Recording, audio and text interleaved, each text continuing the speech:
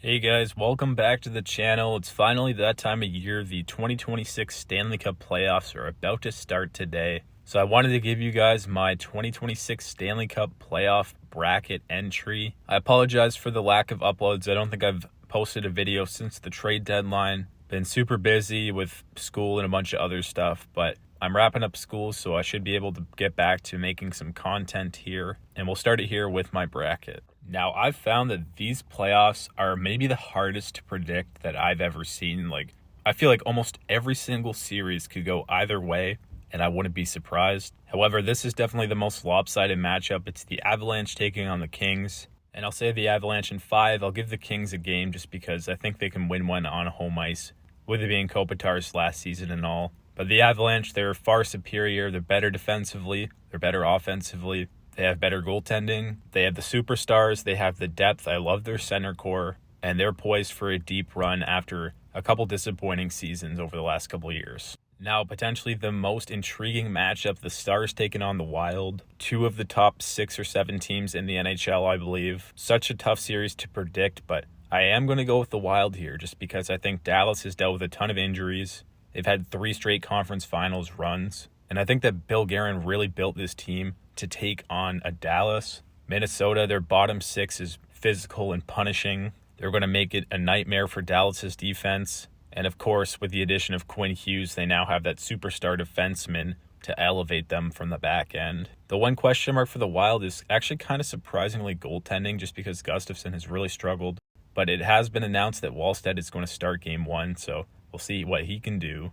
And for the Stars, it really sucks because I think they win almost every other matchup in the first round. But they got placed against, I think, the one team that could be their kryptonite. So I'll go with the Wild through a hard-fought 7-game series. Now, another really tough series to predict. We have Vegas and Utah. Vegas has struggled for most of the season, but they had a hot stretch after firing Bruce Cassidy and hiring John Tortorella. 7-0-1 under Torts heading into the playoffs. Can one of Hart, Hill, or Schmid be the guy? And for Utah, they're such a fun and exciting team. Their first playoff berth since moving to Utah. I really like the construction of that team. I think their top 6 is awesome. Their defensive core is pretty great as well.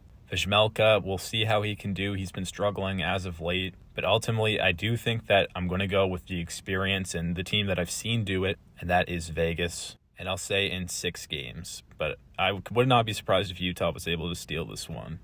In the last series of the first round here, Edmonton and Anaheim. 2 really great offensive teams that struggle defensively. One team has a pretty good goalie in Lucas Dostal. The other has a couple question marks in net. Can Connor Ingram step up? That's going to be a huge storyline. The absence of Leon Draisaitl, will he be back this series? We don't know. I love what the Ducks have done this season. They've become a really fun team. Leo Carlsson, Cutter Gauthier, Beckett Seneca. Really exciting players. The addition of John Carlson. I like some of their veterans who have the playoff experience, like Kreider, Killorn, and Granlund. But ultimately, I'm going to go with the team that's made it to the finals in back-to-back seasons. The Oilers, their depth probably isn't as good as it has been in a couple years, but they've had the emergence of some players like Vasily Podkolzin and Matt Savoy. Their defense is obviously a huge question mark, but when you have Connor McDavid on your team, he's going to elevate that offense enough. And also Evan Bouchard on the back end. So I'll take the Oilers in 6 games. Sticking in the West, it's the Avalanche and the Wild. Man, what a series this would be.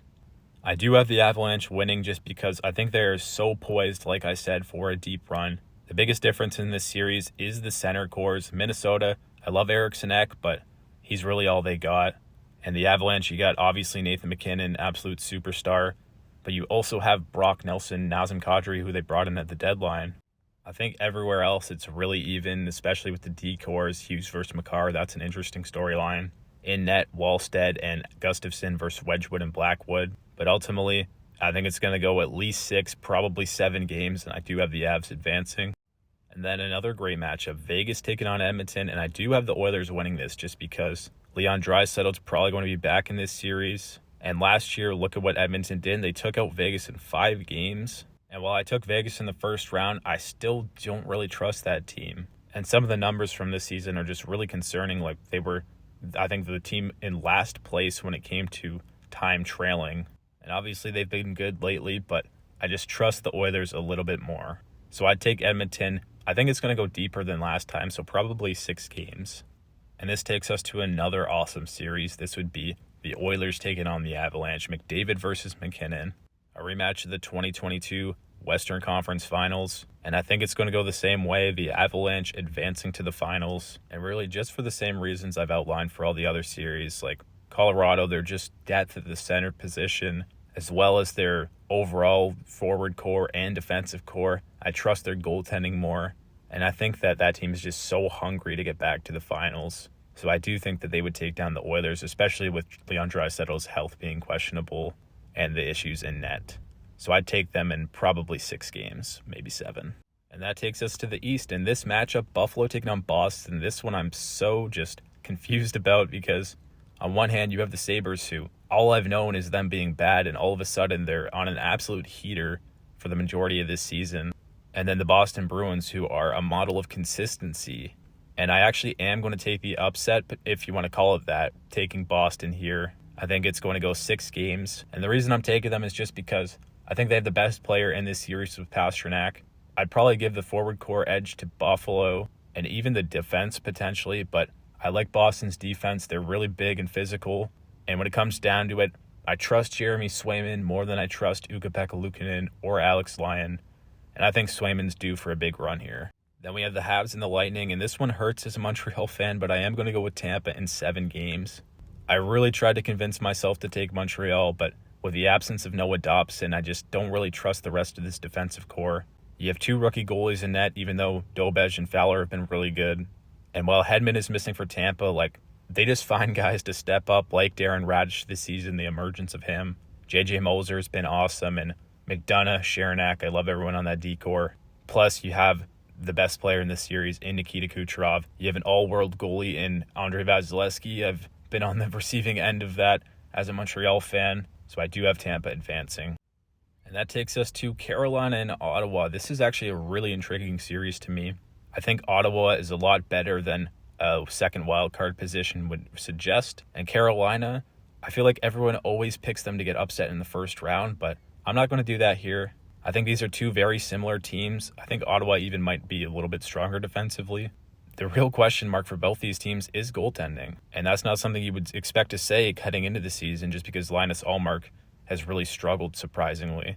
And for the Canes, they have an injury to Kochetkov, so it's Brandon Bussey and Frederick Anderson, and I don't really trust them, but Canes are just such a well-oiled machine. They're basically guaranteed to win at least 1, if not 2 rounds every season and come out of the Metro. Just a crazy amount of depth on this team. The additions of K'Andre Miller and Nikolai Ehlers as well. Once it gets to the conference finals, that's where, you start to wonder, but as of right now, I do think that they're going to take this series, and I'll say in 7 games. That takes us to the last matchup. We have the Battle of Pennsylvania.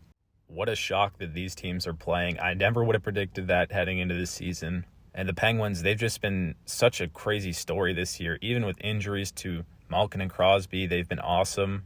Igor Chinnikov has come over and been fantastic. Ben Kindle coming right out of the draft. Erik Karlsson's had a renaissance.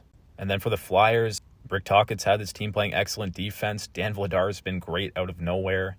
Trevor Zegras has had a bounce-back year. They just signed Porter Martone. They've been hot coming in, and I could definitely see the Flyers taking this one. However, this might be the last chance for Sidney Crosby to go on a run, so I think that the Penguins are going to find a way to win this series, and I'll say in 6 games. And now in the second round, we've got the Bruins and the Lightning, and I'm going to go with the upset here. I'm taking the Bruins. Like I said, I just have a feeling that Jeremy Swayman is going to go on an absolute tear like he did in 2024. And I really like the depth on this Bruins teams. Like Victor Arvidsson's really stepped up. Morgan Geeky's had a nearly 40-goal season. And they've got that massive D-core. Tampa's got a really big D-core as well. And I think they're definitely a better team on paper. But they have kind of struggled lately to go on a run. And every year there's kind of that one team that goes on a deep run that you don't really expect. And I just have a sneaky feeling that it will be Boston this year.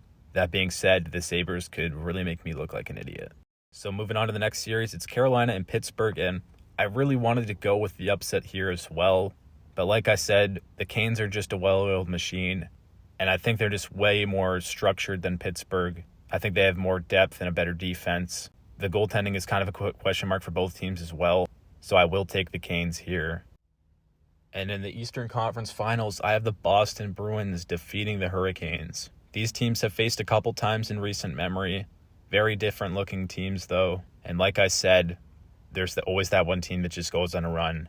And I just think the Boston Bruins, they play the right way. They have the goalie, they have the number 1 D, they have the superstar forward, and I think that they can make a deep run here. So I'm going to take them, we'll say 7 games. And that brings us to the Stanley Cup Finals, the Colorado Avalanche and the Boston Bruins. And unfortunately, this is where the Cinderella run comes to an end, and I have the Colorado Avalanche, the President's Trophy winners, snapping the President's Trophy curse and taking home the cup. Just an unbelievably deep team that has been built for a deep playoff run. They've got a really great goaltending tandem. The defense is fantastic.